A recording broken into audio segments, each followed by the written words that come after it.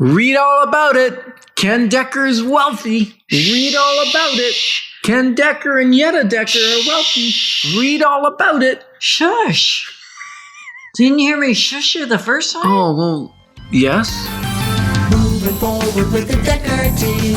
Moving forward together with the Decker team.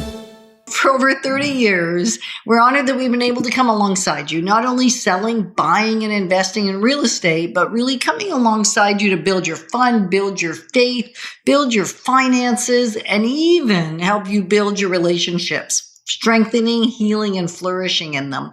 Really 30 years of building your life, your wealth, and your home. Now, in this segment, we're going to explore why the wealthy go back into hiding. Mm-hmm.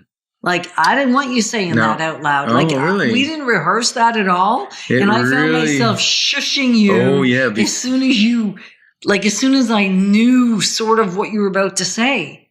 Isn't that wild? Why? And I think I know better. You know better? I don't think so. But I think it's programmed into us. You don't talk about your wealth.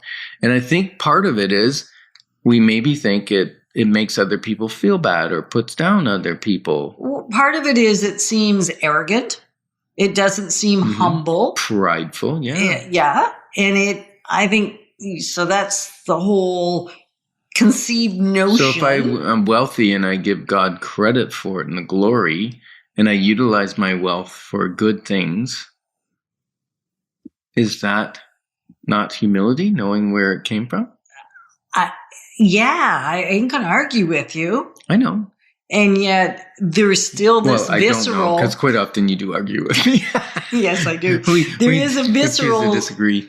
Right, yeah. But there is a visceral response to the idea of letting people know that we've figured out some strategies of how to go from being upside down financially to having more than we need and to giving lots of it away. It's not easy to say. Like our grandson, quite often, he goes, "You're so rich." I tell people I got rich grandparents, and I say, "Yes, you do." And I go, "Don't say that out loud, The Bible buddy." talks about what the responsibility of the rich are, and the problem is most people don't realize they're rich because they always want a little more. I'll be rich when I get X. I'll be rich when I get Y. But is that really true? Maybe you're rich right now. Well, and of course, and we say this every time we talk about money, but I think partially the reason I say it is it makes me feel better. And that is everyone in Canada, pretty much. I mean, Canada is one of the wealthiest countries in the world. And certainly the western part of the world has 80% of the wealth. Right? I don't know. Maybe. Yeah. I don't know how much wealth is in Canada and I the don't US, mean Canada and US specifically, but sort of. We have a lot of wealth, and there's a lot of countries that are significantly less wealthy. And what they struggle to do, we take for granted. Right. And I think that's a symbol of the wealth is when you can turn on the water and water comes out, and you can flush the toilet and it goes away, or you have a toilet.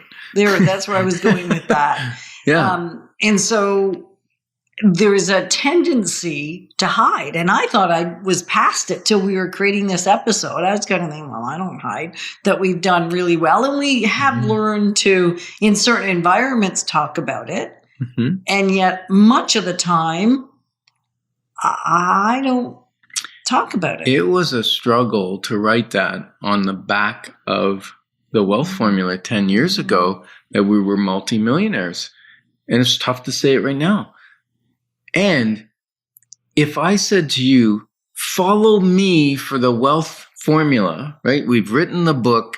It's awesome. We've lived the life. And I say to you, I have a car payment. I have a house payment. I don't have any real estate investments. I'm struggling a little bit. I'm normal. I'm typical. Am I the right person to follow? No. No. And that's the problem is many people who accumulate wealth feel it's prideful to mention it, prideful to, and so then people don't know who to follow, who to listen to. It's like, don't get your relationship advice from someone that's had 8 relationships and they can't stay in one. Right. Maybe get the What not how to do. No, how to get somebody in the first place, because they seem to be pretty good at that if they've had 8. Okay.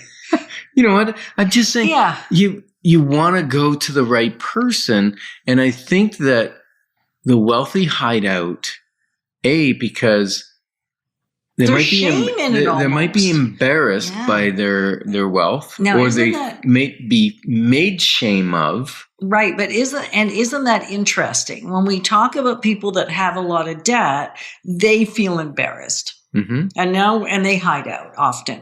And now we talk about people that have a lot of wealth or a fair bit of wealth, but the number isn't really the There's issue. always somebody. That has more wealth than you More do. than- So it's not about the comparison game. And yet they also hide out partially, often, because they feel embarrassed. Mhm. And so the struggle with that is, who else are you going to get your counsel from? But somebody that's done it well. So it's like we are harming other people rather than giving them access. Yep. And I think some people don't talk about it because they're afraid people will keep come knocking, right? Oh, give us some money. Give us, whether it be for charity or family members. They go, oh, I can't pay my hydro bill this month, or I can't pay my mortgage or something. Come, give me some money. You got lots. And then the question becomes, when we give money, which we do, it's, are we enabling or are we helping? Because sometimes it's helpful. Not just helping. Are we mentoring? Right. Like there's a big difference between mentoring and enabling. Being a menace in their menace, being a No, menace I think inside people their with money are finances. afraid of the menace coming, asking for money and constantly, right? So I think that's one of the reasons.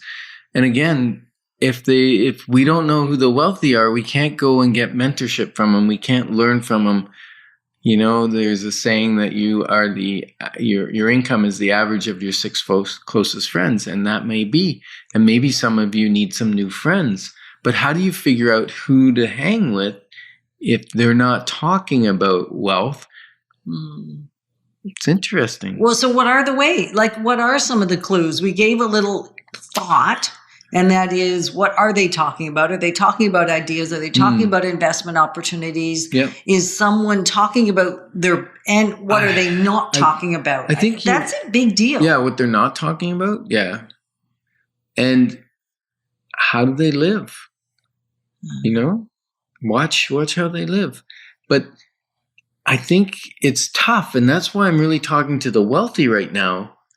Be willing to talk about how you make money, how you make wise investments. I'm not talking about giving away your wealth to somebody. I'm talking about showing them the path. You know, I don't get an abundance mindset. I don't believe that if I teach 1,000 people how to get wealthy, that there won't be as much for me. Not true at all. No. There'll probably end up being more. Because we all build wealth together. We do better together than we do alone. Yes, we do. Mm-hmm. Yeah. So I decided to write something a little bit, and it says, if a person is wealthy, they probably know how to get it, and probably know how to get it again if they lose it. Yeah. Don't make the mistake of assuming that it was easy for them to get their wealth. We're honored to be your advocates on the journey moving forward towards building wealth through real estate and having a life exponential. Moving forward with the Decker team. Moving forward together.